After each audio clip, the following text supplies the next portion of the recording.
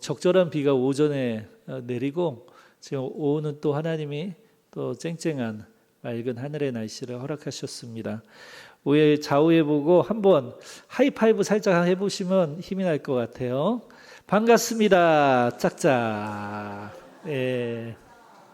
네, 아유 좋아요. 사랑합니다라는 고백으로 함께 짝 하셨어요. 너무 좋습니다. 예. 예, 이렇게 한 번씩 이렇게 손을 딱 마주치면 참 기분이 좋고 행복합니다. 그죠?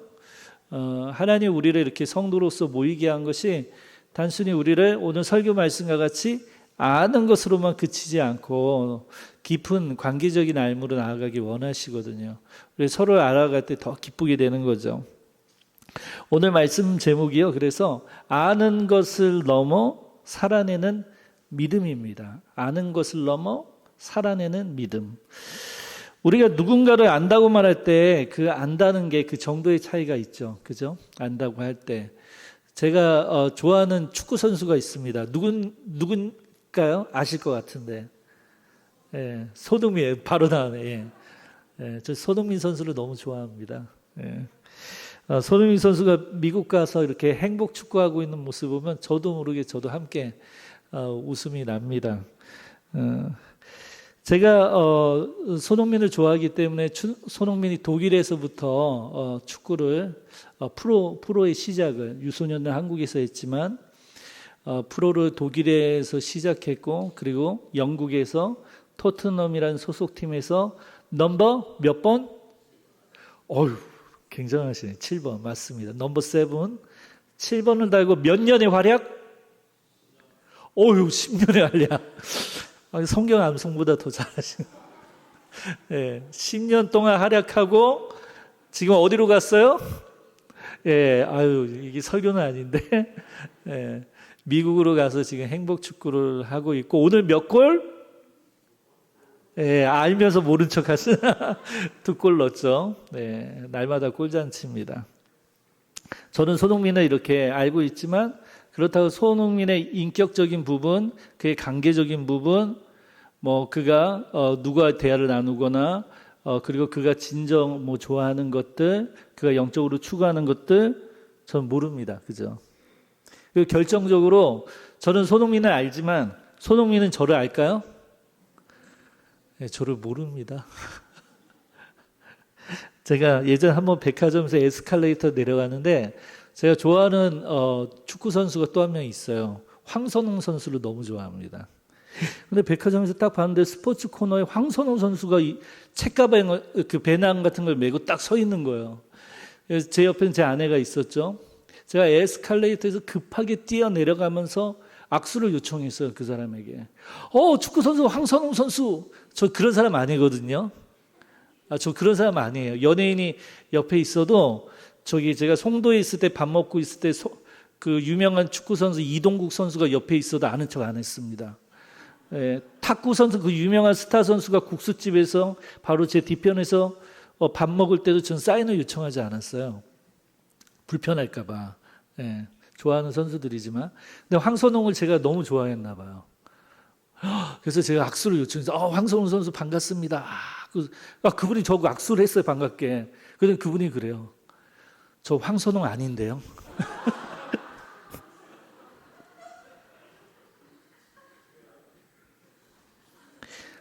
제 뒤통수가 뭔가 시원함을 느껴서 뒤에 돌아보니 찌찌찌 혀를 차며 쳐다보고 있는 제 아내의 모습이 보였습니다. 몰랐대요. 제가 황선홍 선수를 그렇게 좋아하는지. 황선홍 선수도 실제로 만났다면 저를 몰랐겠죠. 그죠? 팬인 건 알아도. 우리가 안다는 것, 이렇게 황당한 일도 있지만 우리가 좋아한다는 것은 사실 그 사람의 전부를 알기 때문에 좋아하는 건 아니에요. 그죠? 나의 기호에 맞기 때문에 내가 추구하는 축구는 이런 거야 라고 생각하는데 이 선수가 그렇게 실현하는 것을 보고 내 감정과 내 생각하는 지식과 일치하기 때문에 그 선수를 좋아하고 알아가는 거죠. 그 선수를 관계적으로 아는 것은 아닙니다. 그 선수가 지금 슬픈지 기쁜지 어떤 생각을 가지고 있는지 알지 못해요. 우리의 인생에 있어서 우리가 추구하는 알면 이런 정보에 대한 암도 있지만 진정 우리를 기쁘게 하고 우리를 슬프게도 하며 우리를 때론 화나게도 하지만 우리를 통하여서 이 인생의 행복을 느끼게 하는 알은 무엇보다도 관계적인 알미라고 할 수 있습니다. 관계적인 암. 그래서 우리가 하나님에 대해 많은 것을 어떻게 알고 있죠? 정보들 많이 알고 있죠. 성경이라고 하는 엄청난 정보의 보고가 있잖아요. 그죠? 그리고 다른 사람들을 통해서 듣잖아요. 하나님이 어떤 분인지, 예수님이 어떤 분인지. 근데 우리가 관계적으로 알지 못할 땐 그건 정보에 지나지 않는다는 것이죠. 성경의 이야기들, 교리들, 예배의 순서들 많이 알죠. 열심히 목회자들이 여기서 막 설교를 해도 뭐예요? 1차적으로는 정보적으로 들어가는 거예요. 우리 성도님들이 아는 것으로. 근데 이게 말씀으로 들어가려면 어떻게 할 때 들어가죠? 목회자가 설교를 할 때 하나님의 이 성전에 진짜 계시다라는 사실을 인지하고 있을 때. 저 목회자들 볼 때 내가 좋아하는 스타일 목회자가 있고 아닌 스타일이 있어요? 없어요? 있잖아요. 그죠? 괜히 말투나 목소리 톤이나 이런 것 호불호 갈립니까? 안 갈립니까? 갈려요. 목회자의 설교 습관에도 호불호가 갈리죠. 그런데 우리가 이 설교의 시간이 예배 시간에 의미가 있다는 것은 설교자가 이 강대상이 있지만 실제로 누가 이 성전에 하나님이 계시고 그 하나님과 내가 관계하고 있다는 사실을 인지하고 있다면 우리의 예배는 역동적으로, 그리고 우리의 삶은 신앙적으로 엄청난 변화가 있을 수밖에 없습니다. 그래서 오늘 설교 말씀은 이렇게 저희가 웃으면서 또 저희 부끄러운 것들을 이야기하면서 한번 생각해 보기 원해요. 내가 진정 하나님을 알고 있나요? 내가 지금 진정 하나님을 관계적으로 알고자 추구하는 삶을 살고 있나요? 이런 질문이 우리 가운데 있어야 됩니다. 그 이유가 뭐냐면 우리가 오늘 읽은 호세아 6장 3절 말씀에 호세아가 활약하던 이 선지자 시대 때 이스라엘 백성이 이런 문제에 완전히 직면해 있었거든요. 그래서 호세아 선지자 6장 3절에 이스라엘의 제사제도뿐만 아니라 절기뿐만 아니라 하나님에 대해서 어느 민족보다도 잘 알고 있는 이 민족에게 오늘 호세아서 6장 말씀을 선포하는 거예요. 내 백성이 지식이 없으므로 망하는도다. 호세아 4장 6절에 이 말씀이 있어요. 호세아 4장 6절에 뭐라고요? 내 백성이 지식이 없으므로 망하는도다. 하나님, 이게 무슨 말입니까? 우리가 이스라엘 백성으로 우리가 다른 민족보다도 하나님에 대해서 얼마나 많은 것을 알고 있는데요. 하나님이 얼마나 기뻐하신 것이 무엇인지 우리가 얼마나 잘 알고 있는데요. 하지만 하나님은 노 하고 있는 거죠. 호세아 선지자를 통하여. 너희들이 알고 있는 것이 진정한 내가 아니라는 거죠. 내 백성이 하나님에 대해서 진정으로 알지 못함으로 망하여 죽게 되었도다. 탄식하였습니다. 하나님 우리를 사랑하시기 때문에 탄식하는 거예요. 왜냐? 그 생명이 죽어가고 있기 때문에 그런 거죠. 왜 우리는 신앙생활을 온전히 하나님을 추구하지 않을 때 끊임없이 우리의 양심의 소리, 성령님을 통하여서 우리를 괴롭히는 음성이 들립니까? 너 이렇게 살면 안 돼. 너 이렇게 하나님 예배하면 안 돼. 너 이렇게 하나님을 추구하면 안 돼.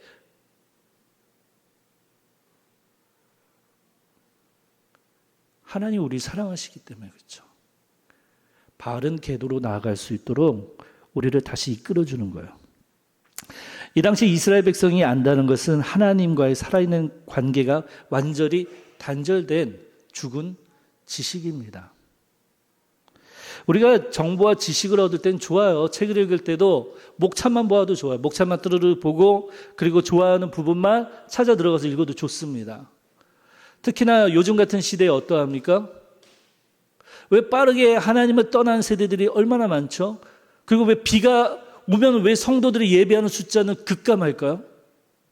비가 오는 것과 예배 드리는 것이 무슨 상관이 있죠?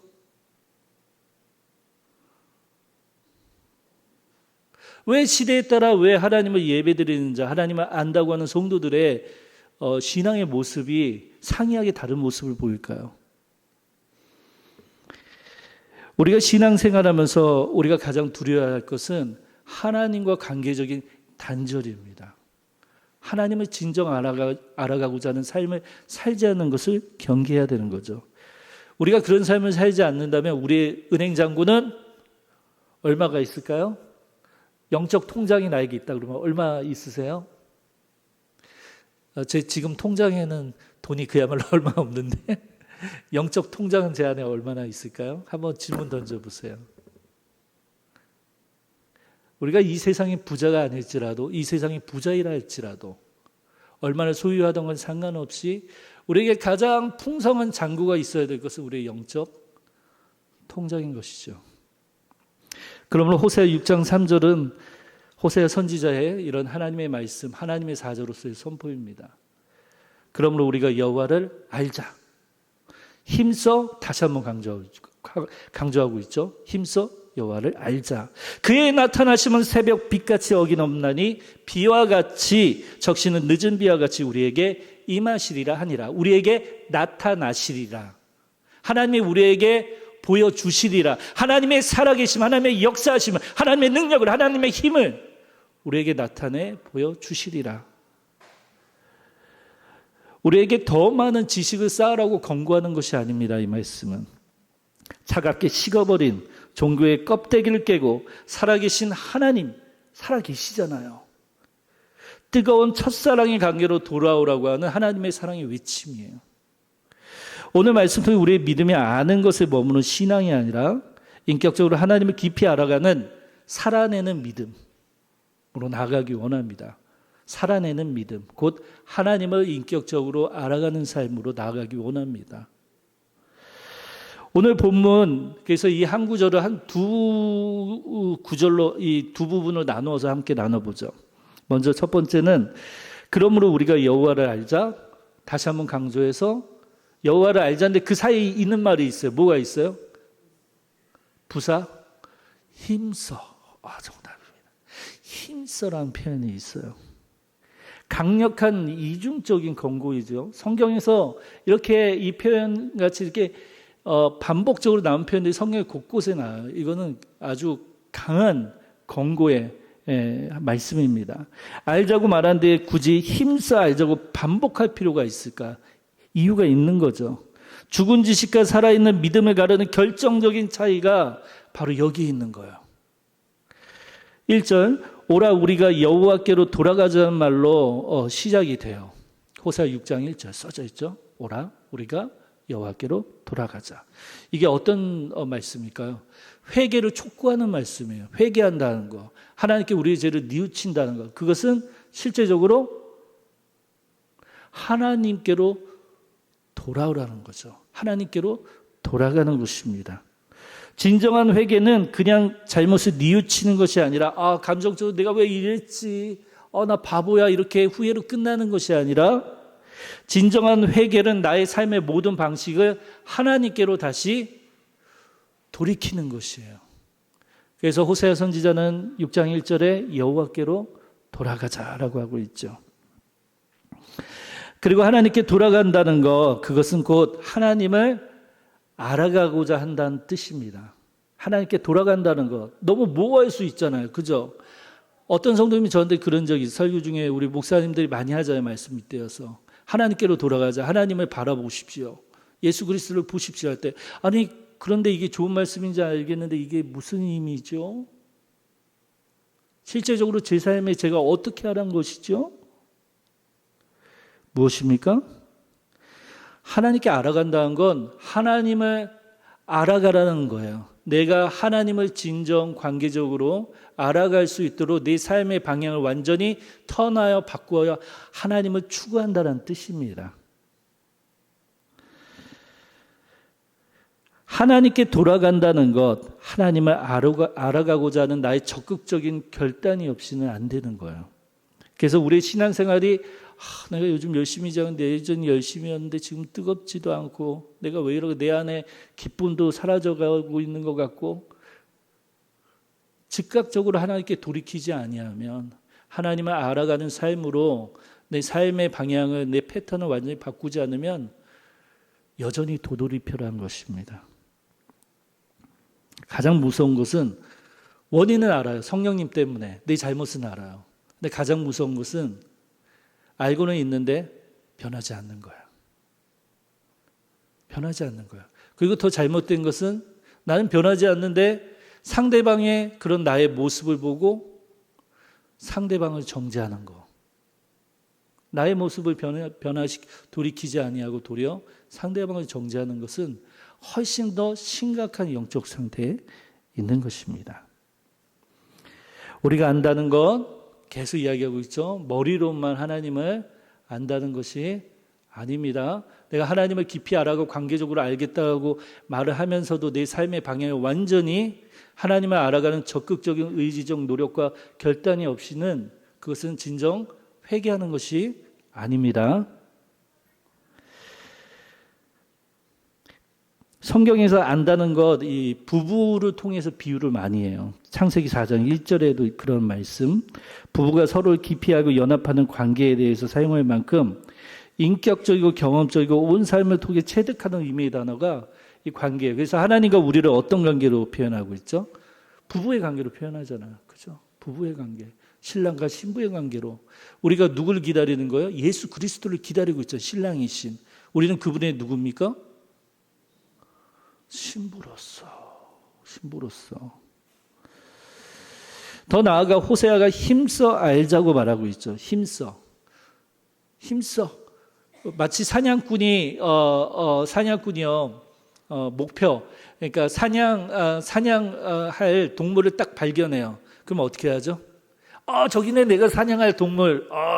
야, 너 거기 기다려. 내가 천천히 걸어갈 테니까 기다리고 있어. 하면 걔가 기다려줘요? 아니죠. 어떻게 하죠? 바라보는 즉시 눈빛이 바뀌죠. 놓친다, 안 놓친다?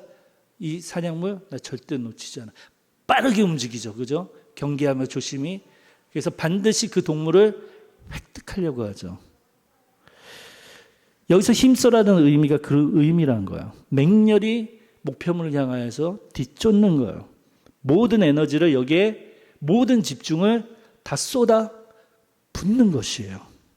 열정적이고 필사적인 노력을 하는 거예요.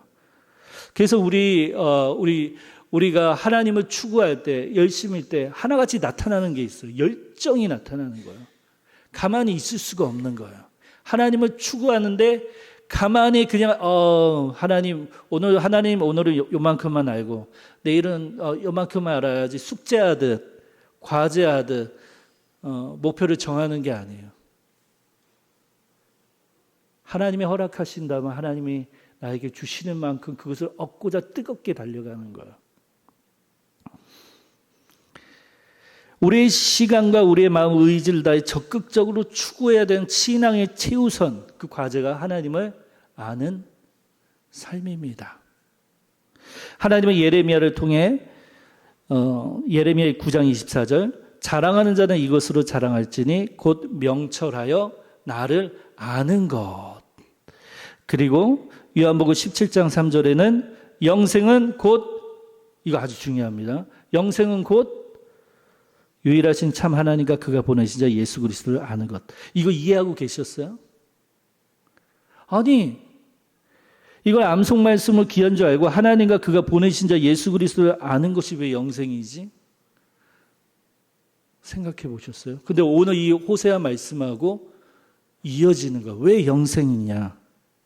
하나님을 아는 것이 곧 영생인데 하나님을 알아가는 삶을 적극적으로 추구하는 것이 내가 영생을 소유하는 삶을 사는 거예요. 영생이란 건요, 우리가 예수 그리스도께서 다시 나타나실 때 영원한 생명으로 하나님의 나라 천국에 가는 것만 의미하는 게 아니에요.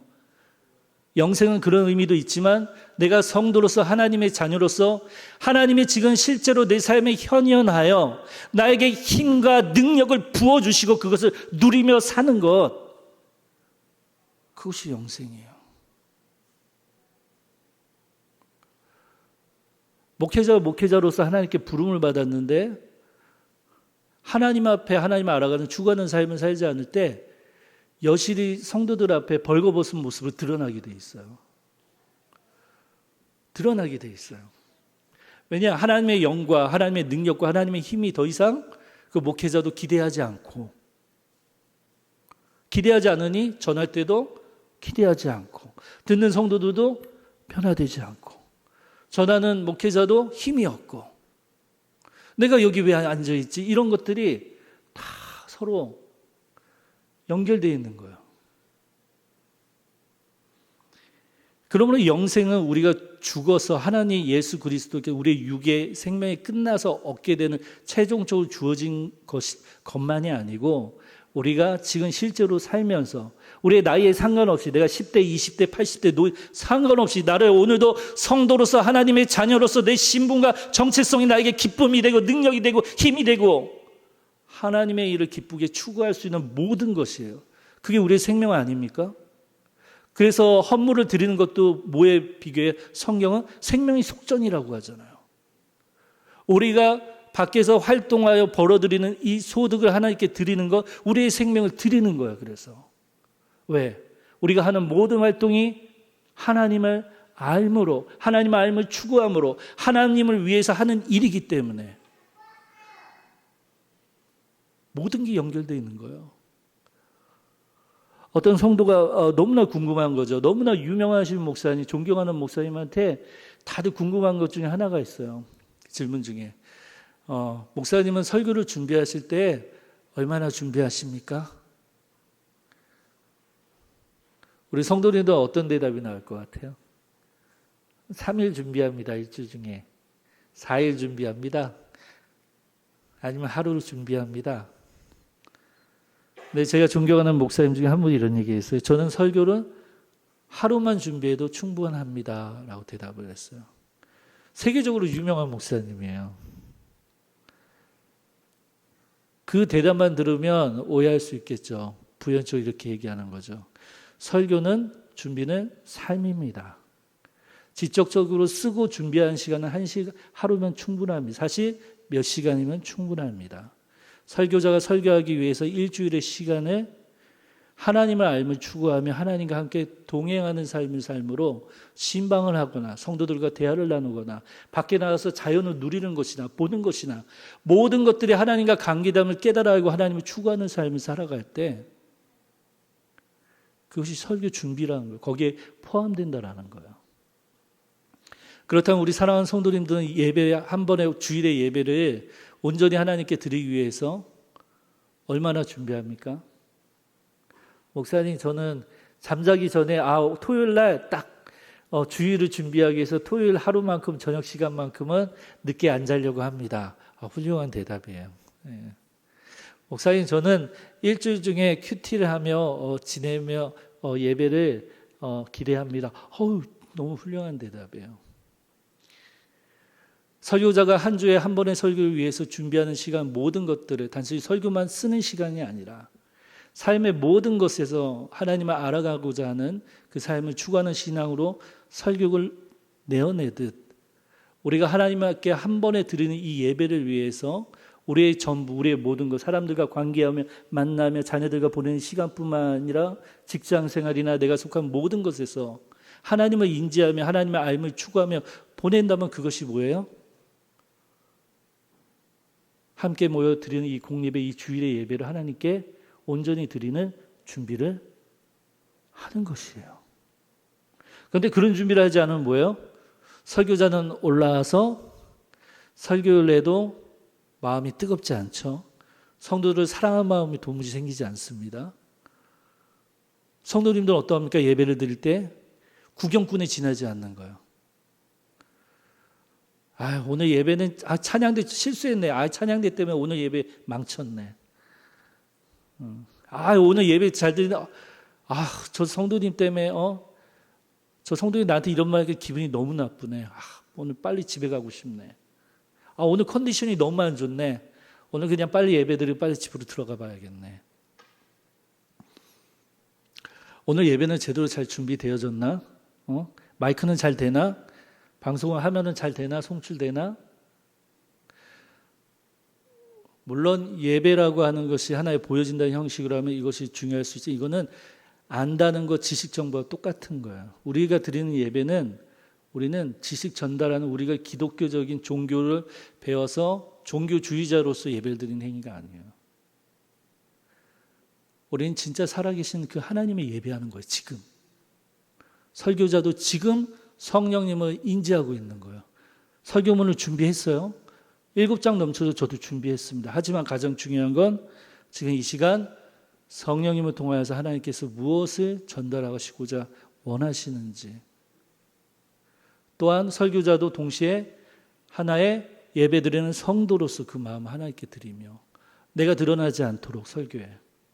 그리고 우리 성도님들은 내가 관객에 지나지 않도록 이 예배가, 내가 하나님을 또 한 가지 몰랐던 걸 알았네 하고 위로하고 돌아가는 시간이 아니라 이 자리에서 살아 역사하신 그 하나님을 내가 진짜 만남으로 나에게 들려주시는 그 음성을 하나님을 만남으로 한 주간을 살아낼 힘과 능력을 얻는 시간인 것을 인지하고 예배를 드려야 합니다. 그때 뭐예요? 영생은 곧 유일하신 참 하나님과 그가 보내신 자 예수 그리스도를 아는 것입니다. 라고 동의하면서 이 말씀이 나에게 진정 기쁨이 될 수 있는 것입니다. 두 번째 부분 볼까요? 자, 두 번째 부분 뒤에 보면 하나님을 힘써 알기로 결단하고 그리고 하나님을 쫓는 삶을 살아갈 때 하나님은 가만히 계시지 않는다라고 하죠. 어떻게? 그의 나타나심은 새벽 빛같이 어김없나니 비와 같이 땅을 적시는 늦은 비와 같이 우리에게 임하시리라. 이거 너무 중요한 거예요. 뒤에 하반절하고 전반절만 알면 안 돼. 왜냐? 자칫 잘못하면 우리의 노력과 우리의 행위를 통해서 하나님을 알아간다라는 결론을 도출하는 거예요. 아니요. 그건 하나님께서 우리에게 요구하는 것이고 우리의 행위와 노력으로 인해서 하나님이 당연히 줘야지가 아니에요. 이 하반절을 잘 봐야 되는 거예요. 그의 나타나시면 새벽빛같이 어김없나니 비와 같이 땅을 적시는 늦은 비와 같이 우리에게 임하시니라. 이 약속은 우리가 하나님을 힘써할 때 주어지는 변하지 아니하실 하나님의 신실한 약속인 거예요. 그러면 우리가 앞에서 우리의 하는 노력과 행위는요, 그것을 통해서 상급으로 주어지는 게 아니에요. 그저 신실하신 하나님의 약속이 그대로 실현되어지는 거예요. 우리의 쫓음에 대해, 우리가 하나님에 대한 추구에 대해 하나님의 나타나심이 신실하신 하나님의 언약의 약속으로 주신 거예요. 그분이 우리에게 선물로서 주어진 건 뭐예요? 나타나신다라는 거예요. 우리에게. 우리가 그런 삶을 살아갈 때 우리를 만나 주신다라는 거예요. 우리 인격적으로 우리와 관계를 하신다는 거예요. 그래서 그의 나타나시면 해가 돋아나는 것처럼 그분의 임재가 우리의 삶에 나타나고 드러난다라고 하나님 말씀하시는 거예요. 하나님은 숨어 계시는 분입니까? 아니요. 하나님은 뭔가 신비주의를 좋아하시는 분입니까? 아니요. 아니에요. 하나님 신비주의를 좋아하시는 분이 아니에요. 하나님 우리에게 다 알려주셨어요. 우리가 어떻게 할 때 우리에게 우리를 보여주신다, 나타나신다 약속하신 거예요. 그분의 나타나시면 해가 돋는 것처럼 어김이 없는 거예요. 자연 현상과 같이. 하나님은 숨어 계신 분이 아니라 찾는 자에게 자신을 기꺼이 나타내시는 신실하신 분이세요. 두 가지 자연 현상 나오잖아요. 새벽빛같이 어김없나니. 새벽빛 어떻습니까? 어둠을 뚫고 반드시 찾아옵니까? 안 찾아와요? 반드시 와요. 내일 새벽빛이 있을까요? 없을까요? 저 맞출 수 있어요. 내일 새벽빛이 있어요. 제가 없다 그러면 전 미친 사람이 될 거예요. 이 자리에서. 그죠? 새벽빛 있습니다. 주님이 오시지 않는다면 하나님의 나타나신 우리의 감정이나 상황에 따라 좌우되는 변덕스러운 것이 아니에요. 해가 뜨는 것처럼 절대적으로 확실하고 신실하며 어김이 없다는 보증이에요. 그분이 바로 우리 아버지 되세요. 사람은 믿을 수 없는 존재이나 우리 하나님은 반드시 약속을 지키시는 분이에요. 그분이 우리 아버지 되세요.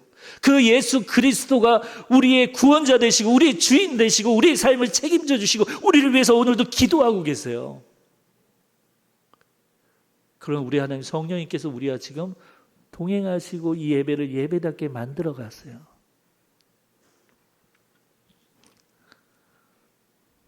제가 지금 보니까 우리 성도님들의 눈빛이 반짝반짝 빛나요. 지금 하나님을 얼마나 열심으로 추구하려고 하는지 사랑하시는지 느껴집니다. 우리가 영적인 어둠 속에서 길을 잃어서는 안 되는 거예요. 내 삶에서 내가 지금 무엇을 해야 되지? 내가 예상하고 기대했던 것들이 깨어졌을 때 벗어났을 때 우리는 하나님께 내가 기도했는데 왜 안 일어났지? 하나님께 불신의 질문을 던지는 것이 아니라 하나님께서 새벽빛과 같이 그분께서 내 삶에 임재해 주심으로 반드시 내 삶에 답을 주신다는 사실을 오늘 이 예배를 통해서 절대적으로 신뢰해야 합니다. 비와 같이 땅을 적시는 늦은 비와 같이라는 표현도 있잖아요. 팔레스타인 지역이 어떠합니까? 우리의 지역과는 달라요. 그래서 문화적인 이해도 있어야 돼요. 성경적인. 이 팔레스타인 지역에서 늦은 비는 건조한 땅을 적셔서 곡식을 여물게 하는 아주 결정적인 단계에 있는 거예요. 늦은 비가 있어야 되는 거예요. 한마디로 팔레스타인에는. 그래야지 결정적으로 마지막으로 최종적으로 훌륭한 가시를 맺을 수 있는 거예요. 이것처럼 하나님의 나타나심이 우리의 메마른 심령을 적시고 우리의 영적 침체 중에 있는 우리를 다시금 소생시키고 우리의 삶의 열매를 맺게 하는 실제적인 생명력과 능력으로 하나님께서는 임하신다는 약속을 하고 계신 거예요.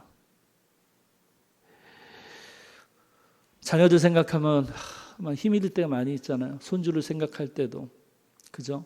가정에 여러 가지 일들이 있잖아요. 기도 제목이 있고 한숨이 나올 때가 많이 있잖아요. 예배드린 시간만큼은 잊을 수 있어요. 예배드린 시간만큼은 그런 상황과 모든 것들을 변화시킬 수 있는 하나님을 신뢰하는 힘과 능력을 우리는 얻을 수 있어요. 설교자를 통해? 찬양대를 통해? 아니요. 무언 중에 우리 가운데 역사하시고 신비의 빛을 발하시는 살아계시는 하나님의 현현을 통해 우리의 마음에 그 영적인 양식을 비치심으로 하나님의 존재를 우리 가운데 보여주심으로 우리의 잘못을 깨닫게 하고 우리로 하여금 우리의 삶의 방향을 돌이키게 하고 내가 사랑하지 못했던 일을 사랑하는 눈으로 바라보게 하고 품게 하고 하나 되게 하신 능력이 오늘도 이 예배 가운데 행하시는 하나님의 능력입니다. 그래서 성경은 하나님의 임재와 은혜를 빛과 비로 자주 묘사해요. 시편 27편의 1절 여호와는 나의 빛이요 나의 구원이시니 요한복음 8장 12절 세상의 빛으로 오신 예수 그리스도를 보여주시고 이사야 44장 3절은 내가 목마른 자에게 물을 주며 마른 땅에 시내가 흐르게 하며 요한복음 7장 37절 누구든지 목마르거든 내게로 와서 마시라. 예수님은 말씀하신 거예요. 이것이 단지 우리를 위로하기 위한 걸까요? 아니요. 실제로 하나님이 행하시는 능력이에요. 그것을 체험하고 누리라는 거예요. 하나님의 나타나심은 이처럼 우리의 어둠을 거치고 우리의 메마름을 해갈시키는 생명의 능력이자 사건이라 할 수 있습니다. 만약 우리가 어려운 문제 앞에서 하나님의 도우심을 내일 아침 해가 뜨는 것처럼 확실하게 본다면, 진심으로 이 사실을 믿는다면 우리의 신앙생활의 모습은 어떠할까요? 우리의 기도하는 모습은, 우리의 말씀을 듣는 태도와 추구하는 모습은 완전히 변할 수밖에 없는 거예요. 여러분들이 성도님들이 설교를 얼마나 많이 듣습니까? 이제까지 신앙생활하면서 몇 편 들으셨어요?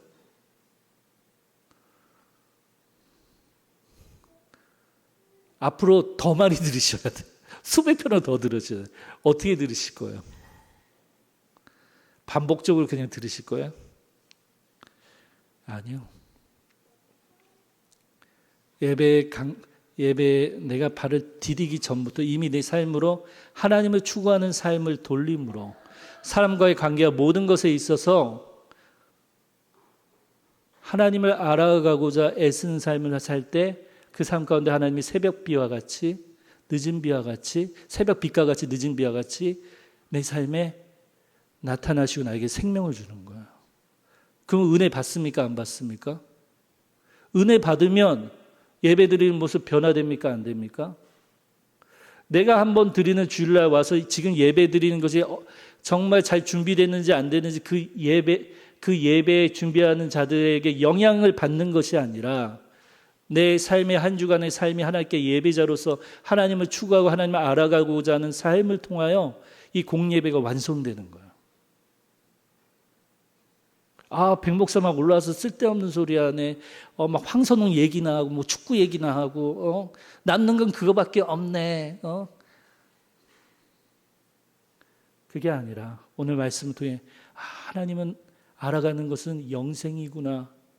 하나님이 나에게 힘과 능력을 주시는 거구나. 나의 삶의 공고한 일과 어려운 일과 모든 어둠 가운데 나에게 영적인 메마른 가운데 나를 다시금 살리시는, 내 메마른 강을 다시금 생수가 흐르게 하는 하나님의 능력이구나.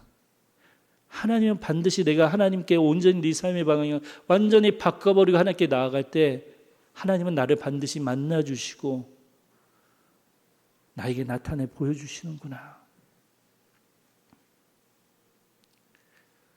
하나님을 추구하는 삶을 통해 우리의 반복적인 예배가 반복적인 예배가 아니요, 날마다 기대하는 삶이 되어집니다. 소망하는 삶이 되어지고 내 삶을 바꾸는 힘이 됩니다. 마지막으로 저를 한번 따라해 보시죠. 영생은 하나님을 아는 것이고 그 약속은 힘써 쫓는